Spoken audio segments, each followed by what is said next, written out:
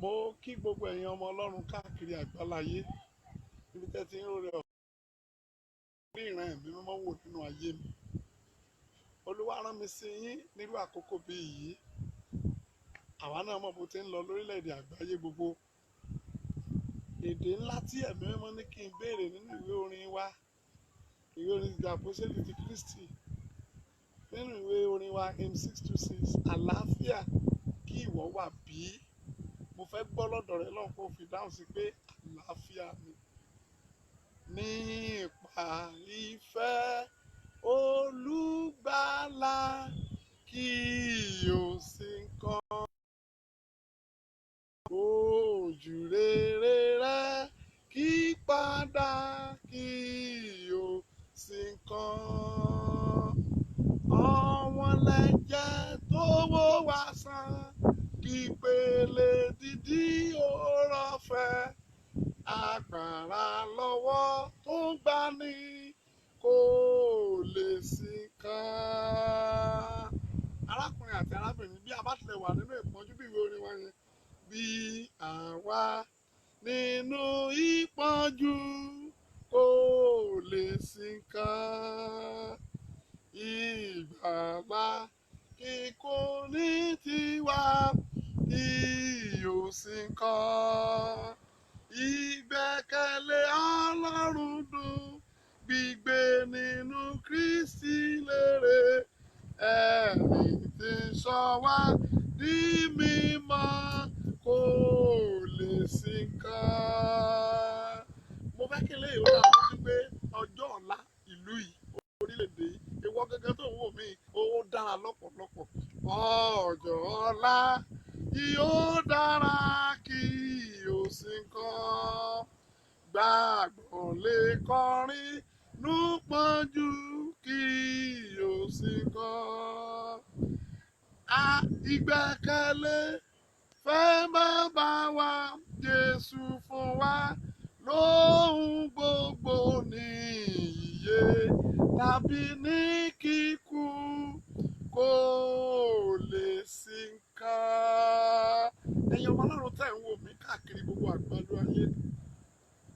Ìṣẹ́gun ńlá tí a ní ó wà nínú ẹ̀jẹ̀ Jésù. Bíbélì wípé àwa sì ṣẹ́gun Dágónì náà nípa ẹ̀jẹ̀ ọ̀dọ́ àgùntàn àti ọ̀rọ̀ ìrí wa. Mo fẹ́ kó o gbọ́ mi lákòókò yìí. Má jẹ́ kí ọkàn rẹ ó dàrú nínú àkókò bí èyí. Má jẹ́ kí ẹ̀rù ó bà ọ́. Má fi ara rẹ sínú ìgbèkùn ìdè ìbẹ̀rù. Ẹni bá ti ń bẹ̀rù kò pé inú ìfẹ́. Bí ìfẹ́ Ọlọ́run bá wà fún ọ, o ò nílò láti bẹ̀rù. Ìwé Jòhánù, Ọlọ́run bá wa sọ̀rọ̀ ńbẹ̀ pé ìwé Jòhánù orí 14, ẹ má ṣe jẹ́ kí ọkàn yín kí ó dàrú. Ẹ gba Ọlọ́run gbọ́, ẹ gbà mí gbọ́ pẹ̀lú. Bàbá wa Jésù ló sọ̀rọ̀ ńbẹ̀ yìí. Bó bá ti gbàgbọ́ nínú Jésù Olúwa, jẹ́ kí àkókò yóò fa ọ súnmọ́dọ̀ Ọlọ́run. Má jẹ́ kí ó lé ọ jìnnà. Má jẹ́ kó mú ọkàn rẹ ṣáko. Jẹ́ kó pè ọ sọ́dọ̀ Jésù. Àkíyèsí tó bá rí pé o lè ṣàtúnṣe ẹ̀ láyìíká lágbègbè lákòókò yìí. Ṣé Ọlọ́run ń béèrè lọ́wọ́ gbogbo ènìyàn pé ká fi ọkàn fún un. Má jẹ́ kí ọkàn rẹ ó dàrú. Má ronú tí ó kó bá ọ ṣe àtijẹ. Ọlọ́run lè ṣe jù bẹ́ẹ̀ lọ. Má jẹ́ kí ọkàn rẹ dàrú lórí ohun tó máa wọ̀ tó máa ná iṣẹ́. Ọlọ́run lè ṣe púpọ̀ àti jù bẹ́ẹ̀ lọ nínú tí mò ń bá ọ sọ yìí. Gbogbo ọkàn tó ń gbọ́ mi lákòókò yìí, mò ń bá yín sọ̀rọ̀ káàkiri gbogbo àgbáláyé. Tító lẹni tó rán wa, tó sì pè wá, ẹni tó dá wa, tító ni ó sì tún ṣẹ́kù. Ẹni tó lè ṣe jù bí àwa ti lérò lọ. Má jẹ́ kọ́kàn rẹ ó dàrú. Fa ọkàn rẹ wá sọ́dọ̀ olùgbàlà. Wá Jésù rí lákòókò yìí. Fi Jésù ṣe ọ̀rẹ́ kòríkòsùn fún ọ. Nínú ìrìn àjò tá à ń lọ yìí, ohun tó dá mi lójú ni pé gbogbo wa pátá là ó làjà lálàáfíà. Ohun tí àìsàn burúkú tó wà nígboro yìí, mò ń sọ fún ọ, kò lè rí ọ ṣe ní nǹkan. Nípa agbára ẹ̀jẹ̀ Jésù kò lè rí nǹkan ṣe fún ọ. Olúwa ní sọ fún ọ kí n kéde ẹ̀ sí gbogbo àgbáláyé pé nínú ìrìn àjò tó ń lọ yìí, wò ó dá mi lójú fún ọ pé ẹ̀jẹ̀ Jésù ó jẹ́ ààbò fún ọ, ó sì tó fún ọ. Ìwé orin wa sọ pé nínú ìrìn àjò mi bẹ́ẹ̀ ni mo ń kọrin, mo ń tọ́ka sí Káfárì níbi ẹ̀jẹ̀ náà. Ìdánwò lóde nínú tọ́ta gbé dìde. Jésù yóò tọ́ mi lọ, ìṣẹ́gun dájú. Mo fẹ́ rí Jésù kí n má wo ojú rẹ̀. kí n máa kọrin títì nípa oore rẹ̀, nílùú ògo ni kí n gbóhùn sókè pé mo bọ́ ìjà tán mo dé ilé mi. Wò ó, lẹ́yìn ayé yìí ni kò ronú pa. Bó bá ṣe pé òun ronú pé àbí ṣe lọ́lọ́run fẹ́ fẹ́ pa ayé rẹ̀, síbẹ̀ fa ọkàn rẹ̀ súnmọ́ Ọlọ́run. Ẹ̀jẹ̀ àgbélébù yẹn ó tó fún ọ, ó tó fún mi. Ìyìn tó gbọ́dọ̀ jẹ́ orin rẹ̀ lákòókò yìí ni pé jẹ́ kí Jésù ó jẹ́ orin rẹ̀ láàárọ̀, lọ́sàn-án, lálẹ́, ní kùtùkùtù àárọ̀, nínú ohunkóhun irú àkókò bí ìyá ohunkóhun tí ìjọba ìbáwò kan mú wá.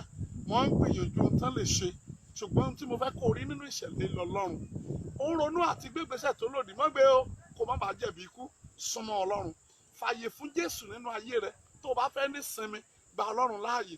Tó o bá ń fẹ́ ànító àti àníṣẹ́kù, gba Ọlọ́run láàyè. Ó yẹ kí wo àgbáláyé tí mo báyìí pé kò sẹ́ni bí Ọlọ́run lórí ilẹ̀ alààyè.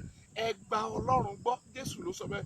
Ẹ gbà mí gbọ́ pẹ̀lú nínú ilé bàbá mi. Ọ̀pọ̀lọpọ̀ ibùgbé ló wà, ìbá ti mọ́ rí bẹ́ẹ̀. Èmi kì bá ti lọ pèsè àyè sílẹ̀ fún yín. Wò ó, jẹ́ n sọ̀kan fún ọ. Nínú ibùgbé Ọlọ́run tó pọ̀ yẹn, ara ìsinmi ọkàn ibùgbé Ọlọ́run ni. Ara tọ́lọ́run ní tó pọ̀ nínú àkáfàwà àyànfẹ́ nìyẹn. Arákùnrin àti arábìnrin tó ń gbọ́ mi, bọ̀dá tó ń wò mí, sìstá tó ń gbọ́ mi, tó ń gbọ́rọ̀ Ọlọ́run lẹ́nu mi, fa ọkàn rẹ pọ̀, fa ọkàn rẹ súnmọ́ tòsí, fa ọkàn rẹ súnmọ́ tòsí. Jésù olùfẹ́ ọkàn mi, jẹ́ kí n sàsálà sáyà rẹ, sàtìrú mi súnmọ́ mi, sàtìjì fẹ̀rẹ̀ sókè. Pa mí mọ́ olùgbàlà mi, títí jí ayé yìí ó fi pín. Tọ́ mi lọ sébùté rẹ̀, níkẹyìn gba ọkàn mi là. Lójoojúmọ́ lòun tẹnu mọ́ ọ̀rọ̀ yìí, ṣe bá wà kó gbọ́. Jésù olùfẹ́ ọkàn mi, jẹ́ kí n sàsálà sáyà rẹ, sàtìrú mi sùn. Lórúkọ Jésù kó parẹ́ nípa agbára májẹ̀mú, agbára àgbáláyé lákòókò yìí, ó yá kó di ìtẹ̀mọ́lẹ̀. Akọ̀wé rẹ̀ pé nínú ìwé Róòmù orí 16:20, ó ní Ọlọ́run àlàáfíà wa yóò tẹ Sátánì mọ́lẹ̀ ní abẹ́ àtẹ́lẹsẹ̀ rẹ̀. Ní lọ́ọ́lọ́ mo sọ tẹ́lẹ̀ jáde sí ọ, gbogbo ọkàn tó ń wò mí, iṣẹ́ èṣù àtàwọn ọmọ ogun rẹ̀ Olúwa tẹ̀ ẹ́ mọ́lẹ̀. Agbára oore ọ̀fẹ́ Olúwa tudà sí ayé. Ẹ̀jẹ̀ Jésù ó poró àìsàn búburú yìí. Ẹ̀jẹ̀ Jésù ó poró àìsàn búburú yìí.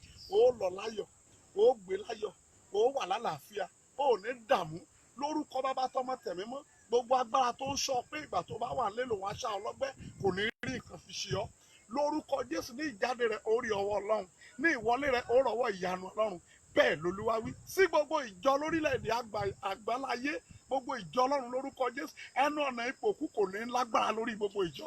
Ẹnu ọ̀nà ipò òkú kò ní lágbára lórí gbogbo ìjọ. Sí gbogbo àwọn ikọ̀ Ọlọ́run lórílẹ̀‐èdè alààyè, ẹ gbọ́ bí ẹ̀mí mọ́ ti tẹnu mi wí, bí Olúwa ti ń bẹ tí ẹ̀mí ẹ wà láàyè, májẹ̀mú ìpè ò ní bàjẹ́ lórí yín. A ó jọ yin Ọlọ́run dé, a ó jọ yìn dé ìyà nípẹ̀kun, a ó sì máa gbé láì léwu, a ó sì jọ wà lálàáfíà. Ògo ni forúkọ Ọlọ́run. Ẹ ṣé torí pé ẹ ti gbọ́. Ògo ni fọ́lọ́run, ẹ̀yin ọmọ Ọlọ́run. Ilé iṣẹ́ ìránṣẹ́ Voice of Redemption Bible and Deliverance Ministry, ibẹ̀ ni iṣẹ́ ìránṣẹ́ ti ń jáde wá. Orúkọ mi ni Wòlíì Olúwadámiláre Gabriel. Títí dìgbà tá ó tún pàdé lórúkọ Jésù Olùgbàlà, ayọ̀ la ó jọ fẹ́ pàdé ara wa. Yóò dára fún yín. God bless you. Thank you.